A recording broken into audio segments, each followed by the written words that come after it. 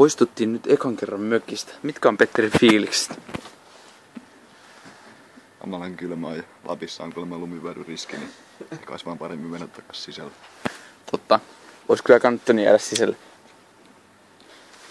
Ihan helvetin vaarallista kulkea täällä tuon lumivyöryriskin takia. Naapuritkaan ei ole liikkunut pitkän aikaa. Mikä on Jani fiilis nyt? Ihan hyvä, vähän jännittää kyllä tässä. Viinat loppu ja... Riskejä on silloin vaan otettava. Niin. 4. päivä lähtee tänään putkeen. Ajateltiin vielä ainakin 2 päivää ryypätä. Mikä on Petterin niinku viinan tilanne tällä hetkellä? Meillä on joku 2,5 litraa vodkaa. Eihän siitä tullasta aika paskaa niin pienellä määrällä, kun lähtee ryyppäämään, niin haetaan muutama litra lisää alkun puolelta. Kyllä, Sallan keskustaan on semmoinen 10 kilometriä matka.